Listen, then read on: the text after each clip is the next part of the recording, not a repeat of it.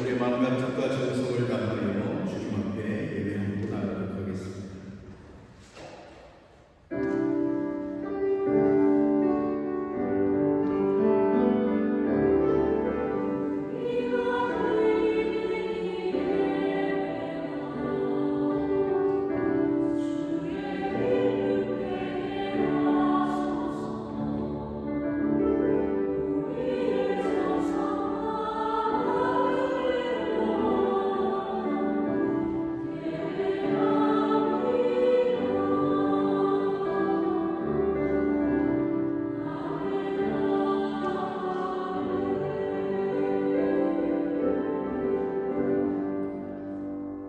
하나님, 오늘 이 예배의 자리 주님께 드려지는 영과 진리의 예배가 될 수 있도록 하나님 인도하여 주시옵소서. 하나님, 우리 많은 성도님들이 하나님 아프셔서 이곳 가운데 나오지 못하셨습니다. 어느 곳에 있든지 주님 지켜 보호하시고 회복의 은총을 허락하여 주시옵소서. 하나님, 함께 예배하는 우리 모두에게 주의 크신 은혜와 위로하심이 있기를 소망하며 이 모든 말씀 예수 그리스도 이름으로 기원하옵나이다. 아멘. 우리 다 같이 자리에서 일어나셔서 찬송가 14장으로 하나님을 찬송합니다.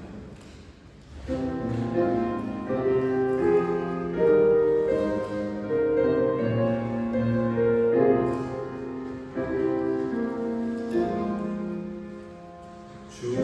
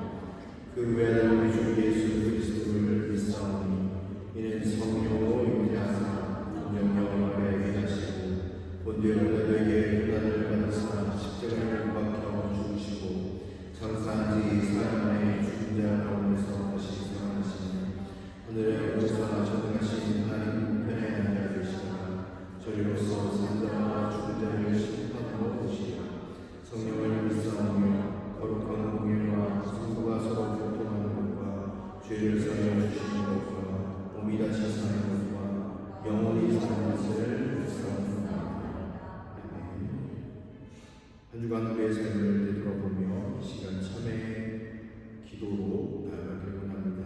우리의 모든 것들을 주님 앞에 내어 쏟으며 더럽고 추한 그 모든 부분들 주님의 보혈을 의지하는 마음으로 이 시간 기도하면서 나아가시도록 하겠습니다. 하나님, 오늘 이 시간 주를 더욱더 찾고 구하며 나아가길 원합니다. 주여, 우리의 연약함을 넓어 주시고 하나님 메마른 우리의 심령을 주님의 은혜로 채워주시기를 원합니다. 주여, 하나님, 우리가 주님의 긍휼하심을 구하며 이 시간 나아가며 주님 오늘 자리 가운데 함께 하시사 메마른 우리의 심령 가운데 아버지께서 주의 성령으로 함께하여 주시고 하나님 아버지 정말 주의 보혈을 주님 우리 가운데 다시 임하는 귀한 시간 되어질 수 있도록 인도하여 주옵소서. 하나님 아버지 우리의 마음이 정말 주님께 드려지기를 원합니다. 하나님 깨지고 상처에 찢겨지는 하나님 아버지 우리의 마음 주님께 주여 우리의 마음을 새롭게 하여 주시고 거룩한 새 사람으로 지음받는 하나님의 마음을 가운데 부어주셔서 하나님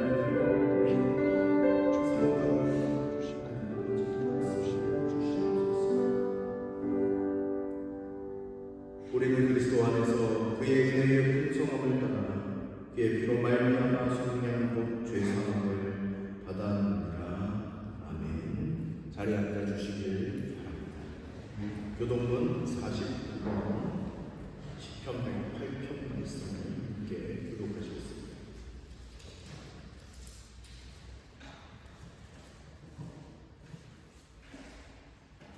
교동문 49번입니다. 하나님이여 내 마음을 정하였사오니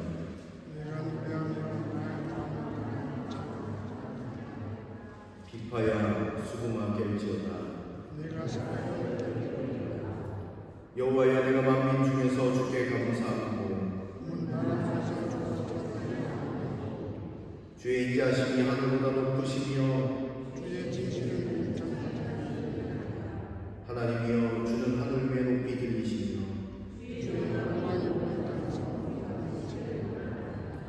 주께서 사랑하시는 자들을 건지시기 위하여 우리에게 응답하사 오른손으로 올려주소서. 아멘. 우리 찬송가 549장을 찬송 드리신 후에 허정양 집사님 기도로 함께 기도 드리시도록 하겠습니다. 주여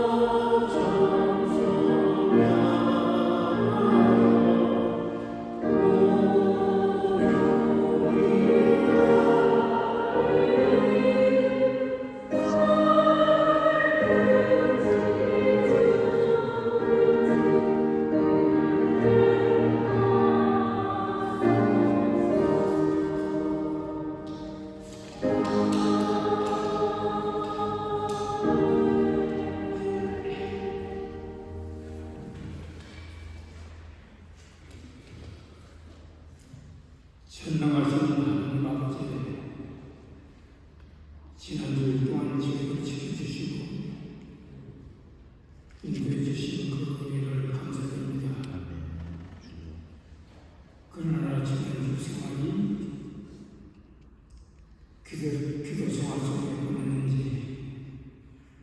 주님 앞에 해야 하는 기간 시간이 되게 주옵소서. 저희들이 아무리 시험에 들어가도 또 부끄러운 모습이라도 용서해 주옵소서. 저희들은 만민하지 못합니다. 주님을 믿고 의지하여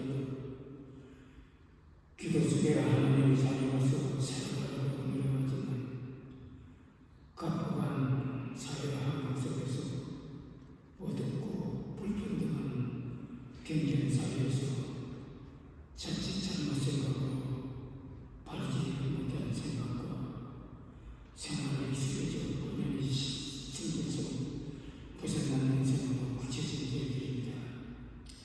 그래서 주변 사람들에게 사기를 주는 일도 많고 스스로 깨끗하고 자괴감을 느끼고 있습니다. 그러나 이렇게 주님 앞에 무릎 숙여 기도하고 자신을 헤아리고 회개하면서 스스로 본연의 모습으로 회복하려는 그늘에 여겨주시고 은혜를 베풀어 주옵소서. 하나님 아버님, 지금은 모든 것이 새롭게 따뜻한 봄날입니다. 한겨울 동안 항상한 나뭇가지에서 새푸른 잎이 돋아나고 꽁꽁 얼어붙었던 값 속에서 새싹이 고개를 들고 튀어나옵니다. 마치 한겨울 동안 고통과 지하의 사슬에서 벗어나는 모습처럼 보입니다. 저희에게도 그 기운을 주옵소서. 그래서 병석에서 힘을 보내는 교우들 치유를 해주시고 반세기 동안 이 교회를 섬겨온 교우들에게 튼튼한 생명을 부어넣어 주셔서 여생활을 주님의 손길 속에 생명의 삶이 되게 해 주옵소서. 하나님 아버님, 이 교회를 위해 이런저런 모습으로 봉사하시는 모든 이들에게 하나님께서 특별한 은혜를 베풀어 주옵소서. 특별히 바라옵기는 직장을 다니거나 학원에 요청하는 청년들, 힘들고 어려울 때마다 주님께서 함께 해주셔서 능력과 지혜를 주옵소서. 그래서 개발하는 일들이 이루어지고 각자 꿈이 꼭 완성되어 사회의 어려운 곳에 빛을 밝히는 놀라운 능력과 지혜를 모두 주옵소서. 이 시간에 모든 이들이 드린 기도에 응답해 주셔서 주님의 역사하시는 이 증거되는 시간이 되게 하옵소서. 주님의 말씀을 증거하신 목사님에게 성령의 은사를 베풀어 주시고, 그래서 저희들이 가슴으로 그 말씀을 듣고 놀라운 변화를 취하게 하옵소서. 이 모든 말씀을 예수 그리스도의 이름으로 기도드립니다. 아멘.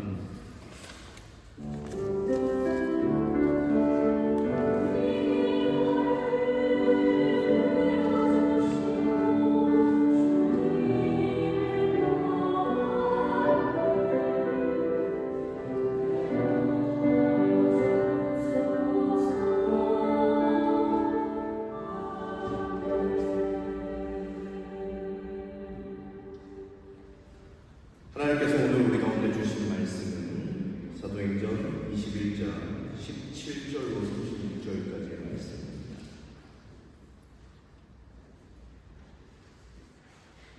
신약성경 사도행전 21장 17절로 36절까지의 말씀입니다. 공독하겠습니다. 우리가 예루살렘에 이르러 형제들이 우리를 반가이 맞아주었다. 이튿날 바울은 우리와 함께 야고보를 찾아갔는데 장로들이 다 거기에 있었다. 바울은 그들에게 인사한 뒤에 자기의 봉사 활동을 통하여 하나님께서 이방 사람들 가운데서 행하신 일들을 낱낱이 이야기하였다. 그들은 이 말을 듣고서 하나님께 영광을 돌리고 바울에게 말하였다. 형제여, 당신이 보는 대로 유대 사람 가운데는 믿는 사람이 수만 명이나 되는데 그들은 모두 율법의 열성적인 사람들입니다. 그런데 그들이 당신을 두고 하는 말을 소문으로 듣기로는 당신이 이방 사람 가운데서 사는 모든 유대 사람에게 할례도 주지 말고 유대 사람의 풍속도 지키지 말라고 하면서 모세를 배척하라고 가르친다는 것입니다. 그러니 어떻게 하면 좋겠습니까? 그들은 틀림없이 당신이 왔다는 소식을 들을 것입니다. 그러므로 당신은 우리가 말하는 대로 하십시오. 우리 가운데서 하나님 앞에 스스로 맹세한 사람이 넷이 있습니다. 이 사람들을 데리고 가서 함께 정령 예식을 하고 그들이 머리를 깎게 하고 그 비용을 내십시오. 그러면 사람들은 모두 당신의 소문이 전혀 사실이 아니며 도리어 당신이 율법을 지키며 바로 살아가고 있다는 것을 알게 될 것입니다. 신도가 된 이방 사람들에게는 우상의 제물과 피와 몸에 주는 것과 음행을 삼가야 한다는 것을 우리가 결정해서 보냈습니다. 그래서 바울은 그 다음날 그 네 사람을 데리고 가서 함께 정결 예식을 한 뒤에 성전으로 들어갔다. 그리고 정결 기한이 차는 날짜와 각 사람을 위하여 예물을 바칠 날짜를 신고하였다. 그 이래가 거의 끝날 무렵에 아시아에서 온 유대 사람들이 성전에서 바울을 보고 군중을 충동해서 바울을 붙잡아 놓고 소리쳤다. 이스라엘 동포 여러분, 합세하여 주십시오.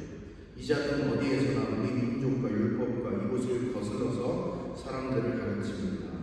더욱이 이 자는 그리스 사람들을 성전에 데리고 와서 이 거룩한 곳을 더럽혀 놓았습니다.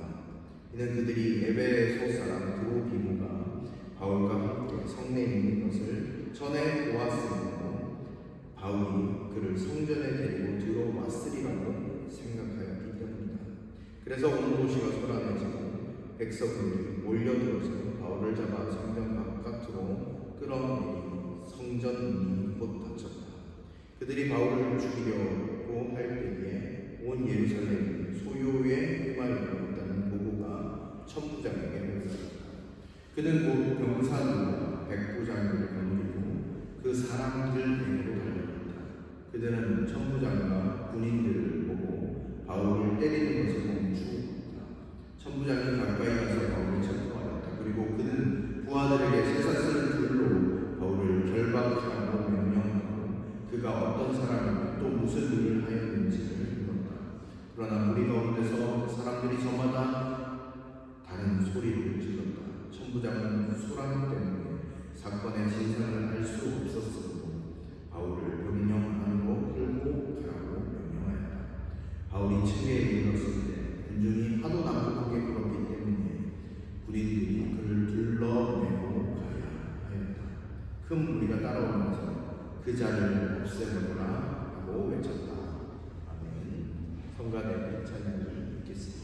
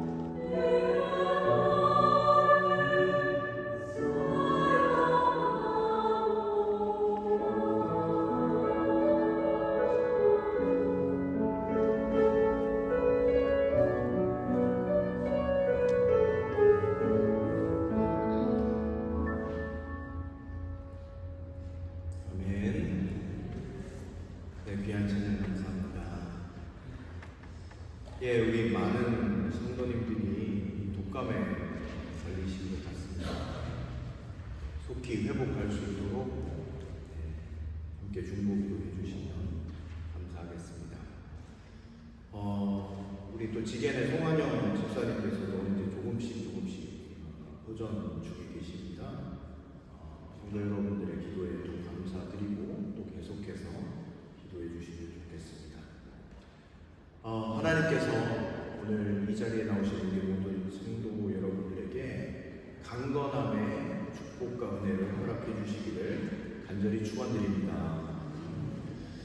예, 우리는 지난 시간 사도 바울이 예루살렘으로 내려오는 과정 가운데 일어났던 일들을 통해서 예루살렘에 도착하기 전부터 이 여정이 순탄하지 않으리라는 것을 알고 있었습니다.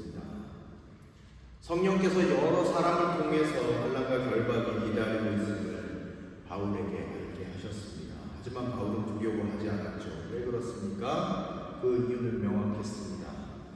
하나님께서 바울을 인도하신다는 사실을 확신했기 때문입니다. 우리의 삶에도 때때로 위험과 고난이 예상되는 길이 있습니다. 그렇다면 우리는 그 길을 어떻게 마주하며 갈 수 있을까요? 바울처럼 하나님의 뜻에 순종함으로써 평안함과 담대함을 얻을 수 있지 않을까 생각해 봅니다. 오늘 말씀을 통해서 우리는 본질에 집중하는 것이 무엇인지 배우고 알아가는 귀한 시간 되기를 원합니다. 어느 바닷가 마을에 살던 한 어부가 있었습니다. 근데 그날 밤은 풍랑이 너무너무 심했습니다. 그래서 아침 식사를 챙겨서 배에 올라가려고 했습니다. 근데 마을 사람들이 다 붙잡는 거예요. 왜냐하면 풍랑이 세니까. 저기요, 이런 날씨에 나가면 위험합니다. 생명을 생각하셔야죠. 하지만 어부는 미소를 지으며 답했습니다. 바다는 위험할지 몰라도 제가 가지 않으면 제 가족은 굶어서 죽는 걸로 이렇게 이야기를 했습니다. 사실 바울에게 예루살렘은 위험한 바다와 같은 곳이었습니다. 그러나 그는 영혼의 굶주림을 외면할 수가 없었습니다.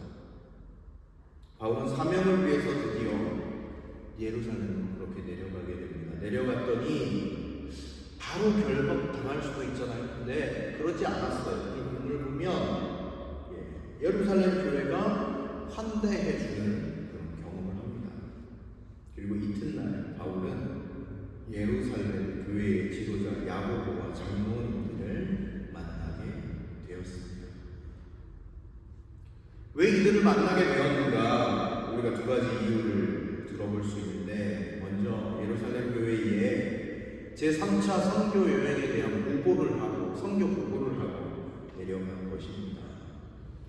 사실 이렇게 예루살렘 교회에 바울이 달려올 필요는 없었습니다. 왜냐하면 그가 파송받았던 교회가 예루살렘 교회가 아니라 안디옥 교회였기 때문에 그렇죠. 예루살렘 교회로부터 받은 복음, 그것 때문에 하나님의 사도가 된 것도 아니었습니다. 그는 다메섹 도상에서 직접 주님을 만나서 거기에서 복음의 메시지를 듣고 회심한 사람이었고, 예루살렘 교회가 아니라 안디옥 교회에서 파송했기 때문에 예루살렘 교회는 사실 내려갈 이유가 없었습니다. 그뿐만이 아니라 사도 바울은 선교 사역에 있어서는 어느 누구와도 비교할 수 없을 정도로 사역을 했고요, 탁월히 했고 업적도 많이 쌓았습니다. 그러나 오늘 이 본문에서 보면 그는 자신의 업적이나 자신의 경험을 높이려고 하지 않고 늘 겸손하게 교회 안의 질서를 따라 모든 교회의 모태가 될 수 있는 예루살렘 교회를 찾아가서 선교적인 보고를 하고 있는 것을 보게 됩니다. 만약에 사도 바울이 자신의 자랑, 자신의 업적, 그 담장 안에 갇혀져 있었다라고 하면 이런 일을 절대로 할 수 없었을 겁니다. 은혜를 함께 나누고 선한 영향력을 나누기 위해서였다라는 것이죠.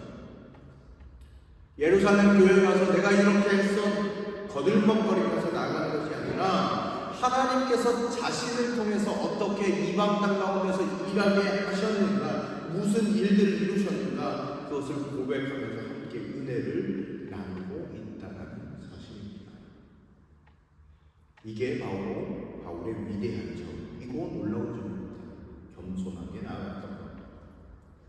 또 한 가지 이유가 있는데요. 예루살렘으로 내려가야 하는 이유가 있었는데 그것은 바로 앞전에 우리가 함께 나누었던 것처럼 예루살렘 교회에 기근과 흉년, 고통받는 자들이 있었기 때문입니다. 그래서 여러 교회 성도들에게 권면해서 성교 헌금을 우리 모았습니다. 우리가 말라위에 보냈던 것처럼, 그리고 말라위 오늘 이렇게 사진 올라온 거 보니까 보기가 너무 좋던데, 그렇게 모아서 우리가 말라위에 보냈던 것처럼, 예루살렘 교회가 힘들고 어려울 때 그 아시아에 있었던 성도들이 헌금을 해서 그것을 가지고 내려가야만 했습니다. 교회의 모체가 되는 교회가 어렵다고 하니까 신생교회들, 새롭게 생겨난 교회들이 헌금을 했어요. 놀라운 일이죠. 그런데 이 헌금을 전달하여 사랑을 나누기 위해서는 고난과 환난이 있어도 내려갈 수밖에 없었다는 거예요. 지금이야 우리가 돈을 송금을 하고, 송금하면 송금 받는 사람이 거기서 받아서, 현지에서 받아서 또 그러니까 곡식을 사고 이렇게 할 수 있었겠지만 그 당시는 아니잖아요. 돈을 들고 가는 겁니다. 굶어서 힘들어하는 사람들을 살리기 위해서 내려올 수밖에 없었다는 거죠. 오늘 본문을 보면 바울은 늘 본질을 추구하고 있는 모습을 보게 됩니다. 우리의 삶에 있어서 여러분들의 삶의 목적이 무엇입니까? 여러분 분명하셔야 합니다. 바울이 평안함으로 내려갔던 이유는 무엇입니까? 삶의 목적이 너무너무 뚜렷했기 때문입니다. 본질에 집중하고 있기 때문입니다. 하나님은 무엇을 기뻐하시는가, 하나님은 무엇을 원하시는가, 그것을 아는 거예요. 그리고 거기에 삶을 드리고 있는 모습을 우리가 보게 됩니다.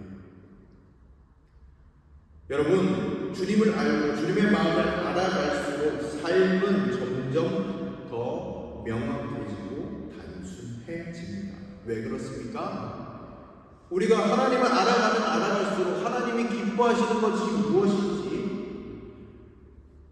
기뻐하시지 않는 것이 무엇인지 구분하기 시작하고 기준이 또 명확하게 되는 것이죠. 우리의 삶에 나아가야 할 방향이 어지럽고 혼란스럽다라고 하면 아직 정리가 되지 않는 것입니다. 여러분, 본질에 집중하다 보면 삶은 단순해질 수밖에 없어요. 예루살렘으로 내려가는 거 재지 않았습니다. 계산하지 않았습니다. 그냥 가는 거예요.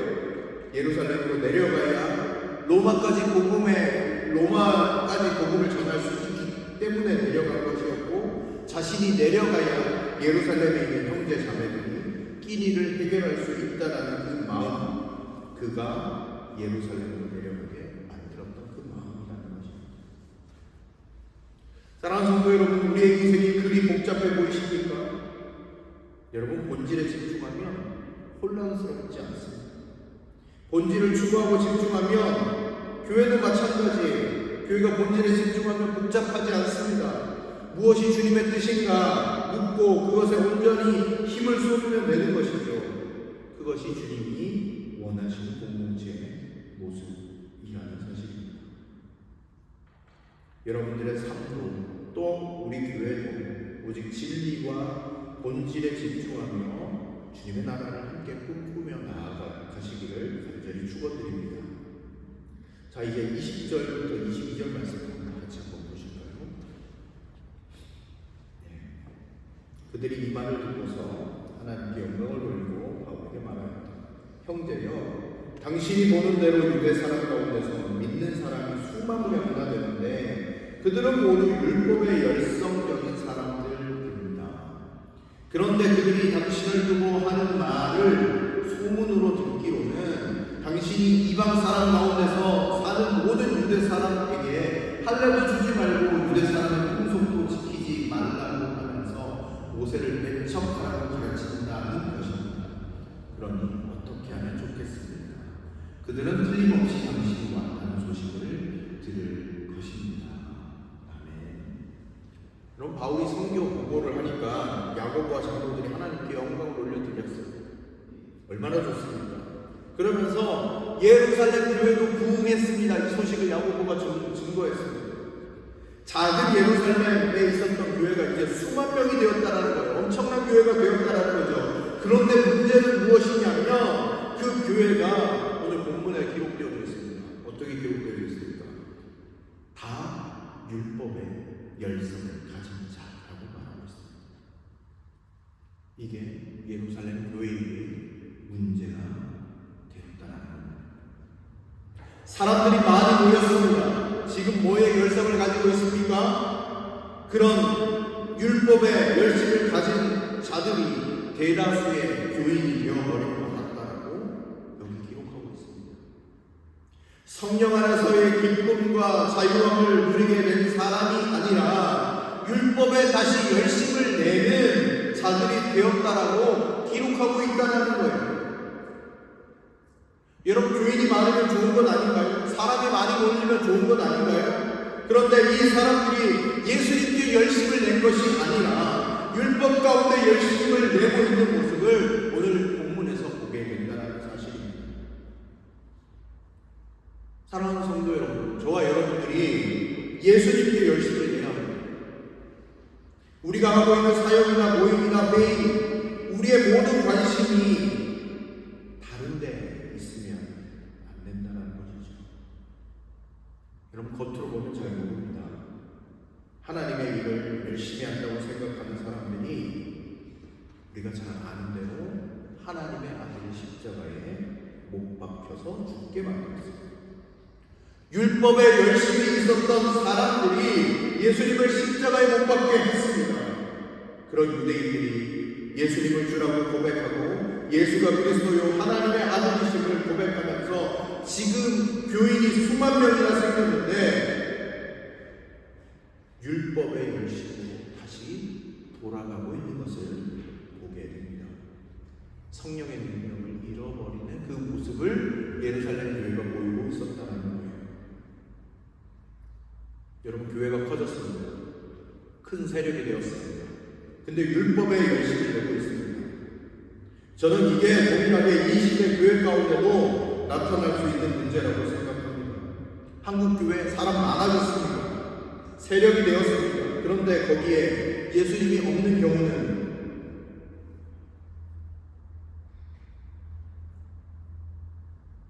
어떻습니까?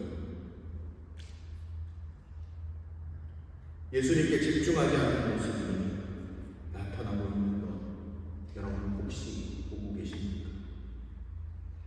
여러분, 중요한 본질을 놓치면 엉뚱한 데 열심을 내게 되어져 있습니다. 여러분, 예수님을 두려워하는 것이 아니라 사람들이 두려운 교회가 되었다는 것을 오늘 본문에서 우리가 보게 돼요. 그러면서 이야기하는 거죠. 야고보와 장로들이 뭘 이야기하고 있습니까? 바울의 평판이 좋지 못하다라고 이야기합니다. 사람들이 바울이 왔다는 소식을 들으면 죽이려고 달려들 것이라고 이야기하고 있습니다. 물론 바울을 걱정하는 말이겠죠. 그런데 여러분, 또 한편으로 이해해 볼 수 있습니다. 초기 기독교가 유대교와 정확하게 분리되기 어려운 그런 상황적인 측면을 우리가 이해해 본다면 또 이해할 수 있는 측면도 있습니다. 그러나 적어도 예루살렘 교회의 지도자들, 왜 바울이 이런 오해받는 것을 방치하고 있었냐 하는 사실입니다. 바울이요, 이런 가짜 뉴스들이 돌고 있는 것에 대해서 적극적으로 반대하면서 변호해 주고 있는 것이 아니라 눈치를 보고 있어요. 어디 눈치를 보고 있습니까? 바로 유대 교인들의 눈치를 보고 있는 거예요. 바울이 오게 된 것을 알면서 예루살렘 교회 분위기를 흐리게 될 것을 이야기하면서 이 성도들을 위해서 이렇게 했으면 좋겠다라고 지금 바울에게 권면하고 있는 장면을 우리가 보게 된다는 거예요. 사람들이 이렇게 생각하니까 이렇게 하시면 어떨까요? 라고 지금 이야기하고 있죠. 그것이 무엇이었냐면 예루살렘 성전에 가서 나시린의 서원을 하라는 거예요. 이방인의 땅에 다녀왔으니까 이방인의 땅에 다녀오면 그 사람들이 일주일간 정결 예식을 치르니까 이렇게 행하면 사람들이 볼 때에 바울이 유대인의 관습을 지킨다라고 말할 수 있고 또 오해의 소지가 해소가 되지 않겠는가, 그것을 이야기하고 있었다는 것입니다. 여러분, 예루살렘의 지도자들 마음 가운데 뭐가 중요한가 생각해봅니다. 정말 예수님께 집중하고 있었는지, 아니면 사람들과의 관계가 중요해서 하나님과의 관계가 끊어진 채 그렇게 나아가고 있는 모습은 아닌가, 우리가 생각해보게 된다는 거죠. 사랑하는 성도 여러분, 우리들이 집중해야 하는 것이 무엇일까요? 여러분, 교회 공동체가 집중해야 하는 것은 본질입니다. 본질. 예수 그리스도입니다. 예수 그리스도가 사라지고 율법의 법 조항만 남는다고 하면 교회의 본질은 왜곡하는 것입니다. 무엇이 옳으냐 그르냐 그것이 중요한 문제가 아닙니다. 그것을 지켰느냐 지키지 못했느냐 그것이 중요한 문제가 아닙니다. 우리 안에 예수 그리스도가 얼마나 살아 역사하고 있는가, 그것을 날마다 질문하고 나가는 것이 교회의 모습이어야 한다는 것이죠. 우리는 얼마나 예수 그리스도를 바라보고 있습니까? 늘 생각하고 고민하는 것, 그것이 필요하다는 거죠. 왜 우리가 사람의 눈치를 봐야 합니까? 왜 법조문 안에 우리가 다시 갇혀야 한다는 것입니다. 오늘 이 본문을 통해서 우리가 생각해 봐야 하는 문제이죠. 사랑하는 복음교회, 교회의 전통이 예수 그리스도를 바라보지 못하게 만든다면 그것은 더 이상 전통이 아닙니다. 우리가 교회 일을 할 때 그것이 더 이상 예수 그리스도를 바라보지 못하는 길로 인도한다면 그것조차도 과감하게 던져버릴 수 있어야 해요. 그것이 우리에게 가장 소중하고 중요한 부분이라는 것입니다. 우리가 구역 예배 때 살피고 있는 다윗 이야기 아시죠? 다윗이 하나님을 향한 열심히 있었던 사람입니다. 언약궤를 가지고 오고 싶었습니다. 그래서 나름 정성스럽게 준비했습니다. 새 수레에다가 다시 언약궤를 싣고 오면 될 것이라고 생각하고 자기 나름대로 충분히 준비했습니다. 그런데 언약궤를 가지고 오다가 웃사가 죽게 되는 일이 일어났습니다.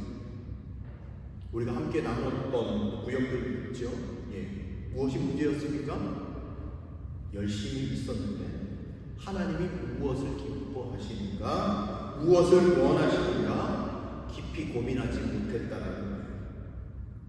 언약궤는 고환자손이 어깨에 메고 가라라고 하나님 말씀하시는데 소수의 새것이니까 여기에다가 해가지고 편하게 가면 되겠다라고 생각했는데 열심은 있었으나 방향성이 완전히 달랐던 거예요. 그것이 문제였습니다.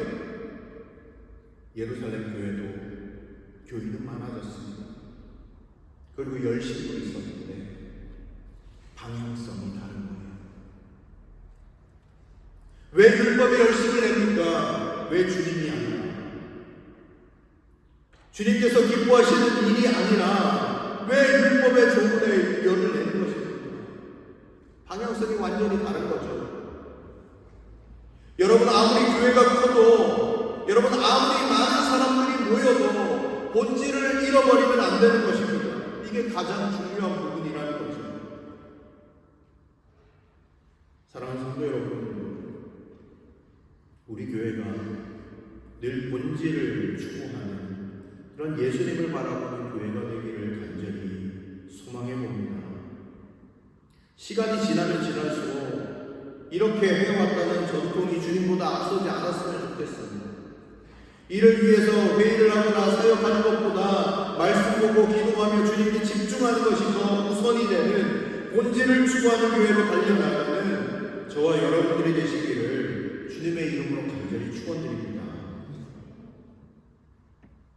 여러분, 오늘 바울이 이 이야기를 들을 때 저 같으면 속상한 마음이 들었을 것 같아요. 그런데 예루살렘 교회 지도자들의 말에 순순히 따릅니다. 그렇게 하라라고 할까 해요. 근데 이 본문을 보면서 우리가 오해할 수 있는 것은 무엇이냐면 바울이 비본질적인 것에 타협한 것이 아니냐, 이렇게 우리가 오해할 수 있습니다. 아닙니다. 굳이 이야기하자면 비본질적인 것에 대해서 장벽을 쌓지 않으려는 그런 관용의 마음이 그에게 있었다라는 것을 우리가 보게 됩니다.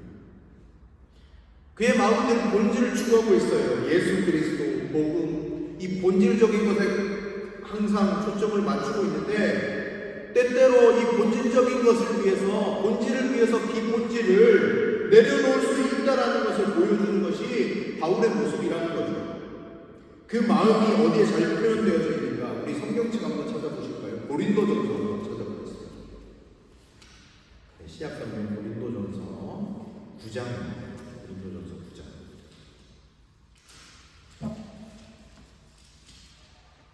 9장 21절 말씀, 22절 말씀 제가 읽어드리도록 하겠습니다. 고린도전서 9장 21절, 22절. 율법이 없이 사는 사람에게는 내가 하나님의 율법이 없이 사는 사람이 아니라 그리스도의 율법 안에서 사는 사람이지만, 율법 없이 사는 사람들을 얻으려고 율법 없이 사는 사람같이 되었습니다. 믿음이 약한 사람들에게는 약한 사람들을 얻으려고 약한 사람이 되었습니다. 나는 모든 종류의 사람에게 모든 것이 다 되었습니다. 그것은 내가 어떻게 해서든지 그들 가운데서 몇 사람이라도 구원하려는 것입니다. 아멘. 자신이 유대인과 같이 되어지는 것은 유대인들을 구원 가운데로 인도하기 위함입니다. 유대인들이 아니라 이방인으로 갈 때면 이방인처럼 되는 것은 이방에 있는 사람들을 내가 얻기 위함이다. 지금 여기서 이야기하고 있습니다. 율법 없는 자에게 내가 율법 없는 자처럼 나아간 것은 율법 없는 자들이 주님께로 돌아오게 하는 것, 그것을 위해서 내가 그렇게 한 것이고, 유대인들을 구원하기 위해서는 내가 그렇게 유대인의 모습으로 그렇게 나아간 것이다. 여러분, 무엇을 의미합니까? 나에게는 본질밖에 없다라는 거죠.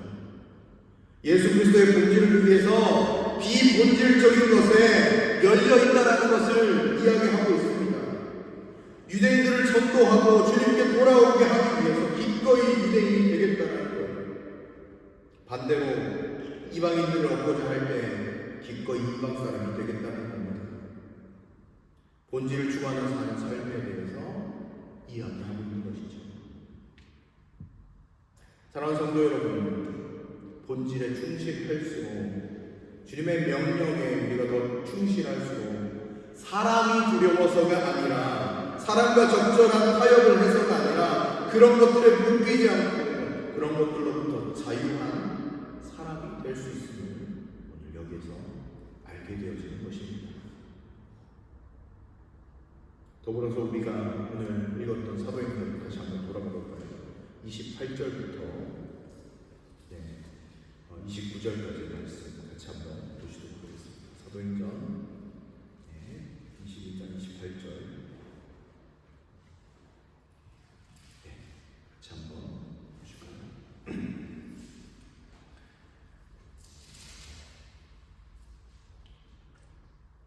소리쳤다. 이스라엘 동포 여러분, 합세하여 주십시오. 이자는 어디에서나 우리 민족과 율법과 이것을 거슬러서 사람들을 가르칩니다. 더욱이 이자는 그리스 사람들을 성전에 데리고 들어와서 이 거룩한 곳을 더럽혀 놓았습니다.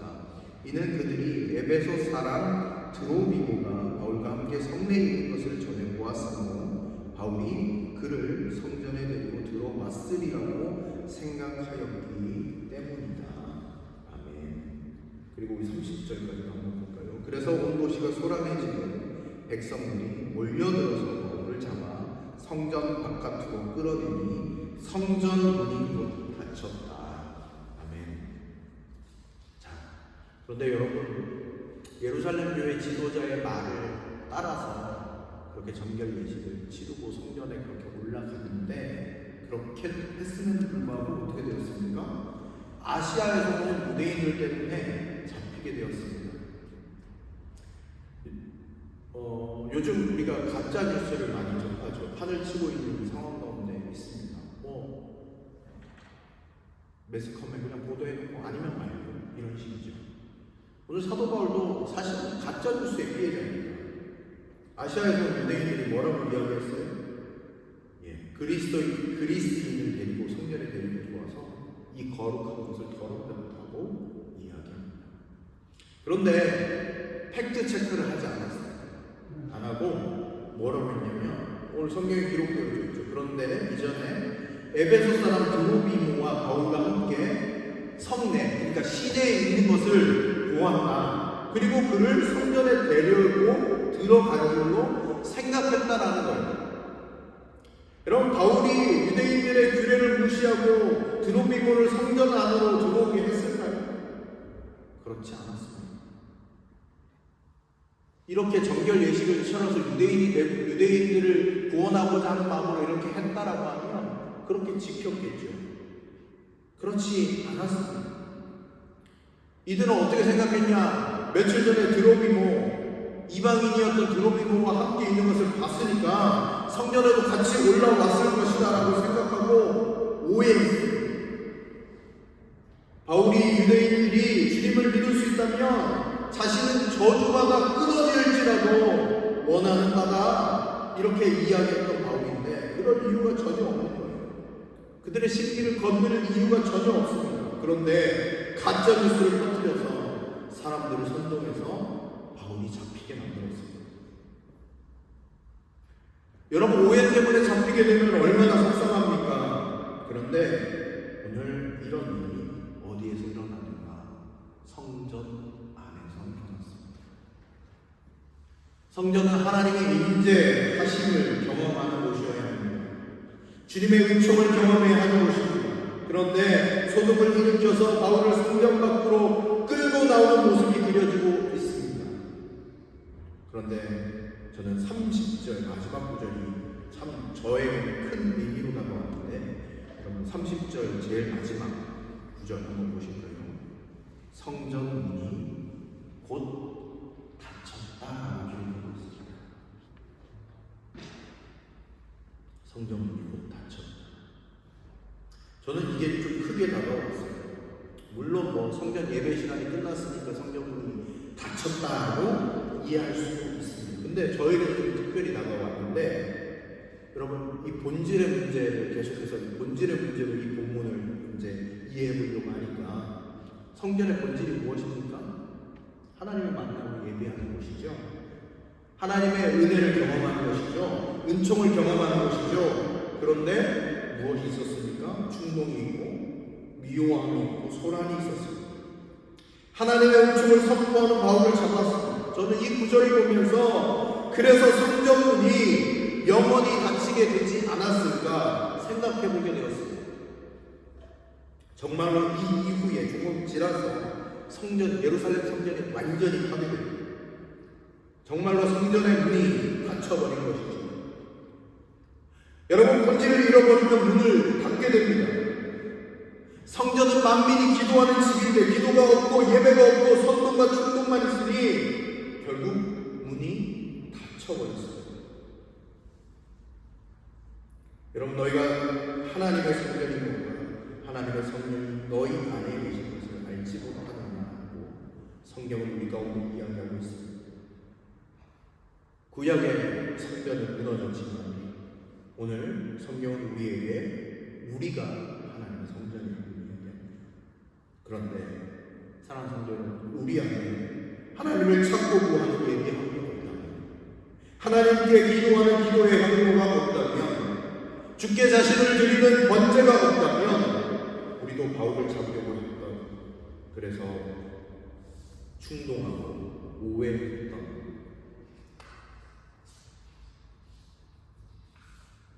그 당시 성전과 다를 바가 무엇이 있겠습니까? 사랑하는 성도 여러분, 오늘 본문이 우리에게 이야기하고 있는 것은 무엇입니까? 바로 본질입니다. 전통이나 관습이 아닙니다. 우리가 붙잡아야 하는 것은 예수 그리스도이고 우리가 붙잡아야 하는 것은 본질이라는 사실입니다. 율법의 조문이 아닙니다. 사람과의 관계성이 아닙니다. 본질이신 예수 그리스도입니다. 본질에 집중하지 못했던 예루살렘 교회 그리고 교인들, 그리고 본질에 집중하지 못했던 예루살렘 성전을 보게 됩니다. 사랑하는 성도 여러분, 이번 한 주간 우리가 살아가면서 정말 본질에 집중하는 한 주간의 삶이 되시면 좋겠습니다. 사도 바울은 비본질적인 것에 목숨을 걸지 않았습니다. 오직 본질 예수 그리스도께만 자신의 삶을 드렸고 거기에 헌신했습니다. 사랑하는 성도님들의 한 주간의 삶도 이 본질에 집중하는 삶이 되어지시면 좋겠습니다. 하나님과의 만남의 시간, 하나님을 예배하는 것, 하나님을 찾고 구하는 것, 이것이 우리의 본질임을 우리가 기억하며 삶 가운데서 예수 그리스도를 날마다 붙잡으며 사도 바울처럼 본질 가운데 날마다 거하는 저와 여러분들이 되시기를 주님의 이름으로 간절히 축원드립니다. 기도하겠습니다. 오늘 함께 기도할 때 하나님, 우리의 삶이 본질에 집중하는 삶이 되어지게 해달라고, 하나님, 본질이 아닌 것들에 하나님 우리의 마음을 빼앗기는 것이 아니라 예수 그리스도가 우리의 삶의 본질이 되어줄 수 있도록 거기에 집중하며 살아가는 우리의 삶 되게 해달라고 여러분 기도하시길 바랍니다. 또한 함께 기도하시는 우리 사랑하는 환우들을 위해서 기도해 주십시오. 우리 송한영 집사님을 위해서 기도해 주시고, 또 몸이 아파서 주의 성전으로 나오지 못한 많은 성도님들, 독감으로 고생하시는 많은 성도님들 하나님 기억하시고 회복시켜달라고 시간같이 목소리로 기도하며 나아가도록 하겠습니다. 기도하겠습니다. 하나님 감사합니다.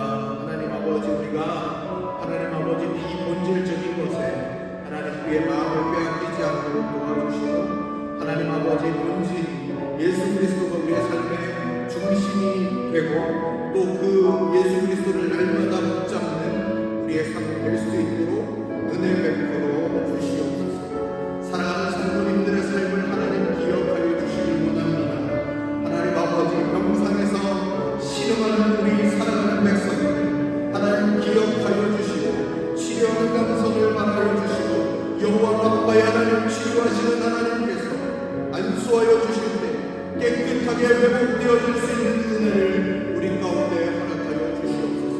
송한영 집사님 하나님 기억하여 주시고 속히 회복시켜 주셔서 하나님 아버지 하나님을 함께 예배하고 찬양하는 귀한 하나님의 백성으로 삼아 주시기를 원합니다. 또 우리 가운데 있는 기쁨의 소식이 계속해서 들려주기를 원합니다. 하나님 또 병상에서 하나님 아버지 힘들어하는 우리 사랑하는 성도님들 하나님 삶을 기억하여 주시고 어느 곳에 있는지 하나님 주를 찾고 구할 때 주의 은혜로 충만하게 채워주시고 새롭게 하여 주시옵소서.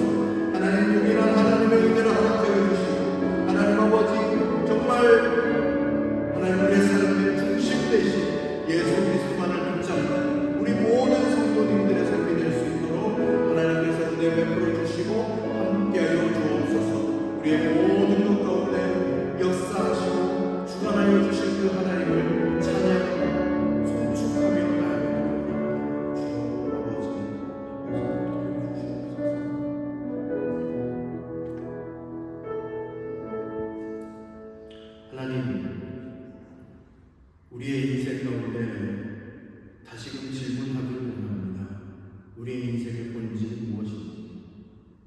무엇에 집중해야 하는지 오늘 본문을 통해서 하나님 깨닫게 해주신 것 감사합니다.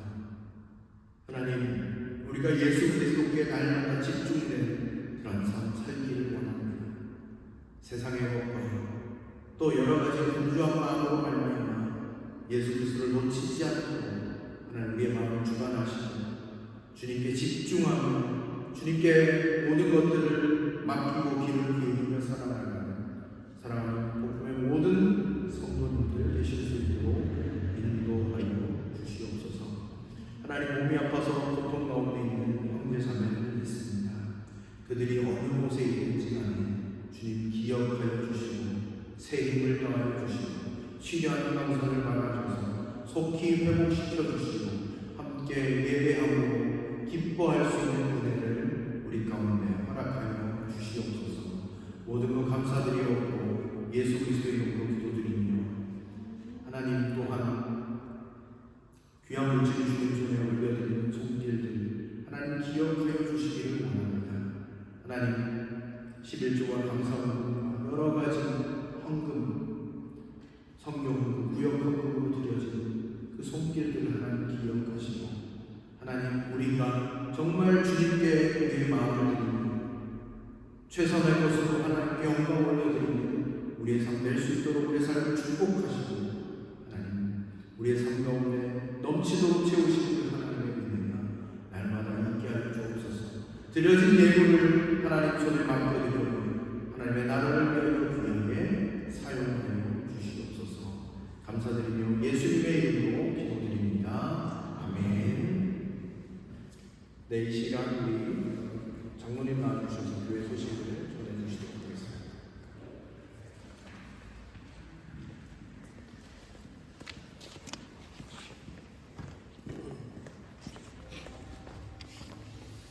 안녕하십니까.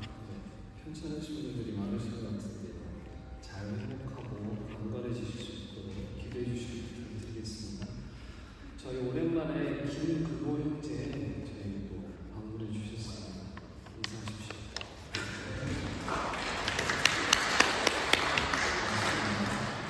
교회 소식 전해드리겠습니다.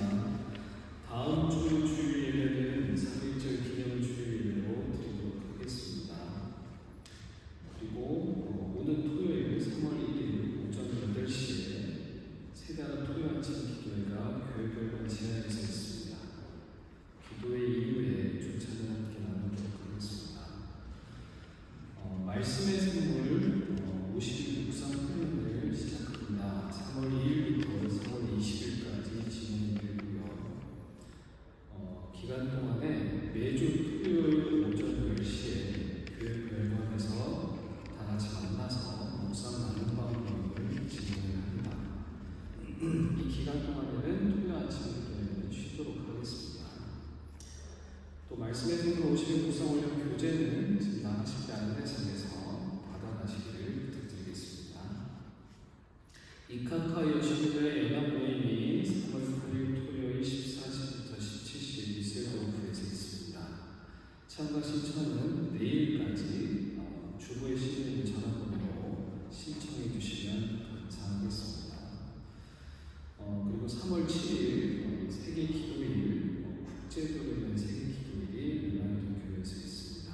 많이 참석해 주시면 감사하겠습니다. 교회 소식이었습니다. 네, 우리 다 같이 자리에서 일어나시도록 하겠습니다. 우리 옆에 계신 분과 이렇게 인사하시면 좋겠습니다. 주님의 능력으로 강건한 한 주 보내시길 바랍니다. 이렇게 인사해 주실까요? 네, 우리 찬송가 635장을 찬송 드리실 때 축도함으로 예배를 마치겠습니다.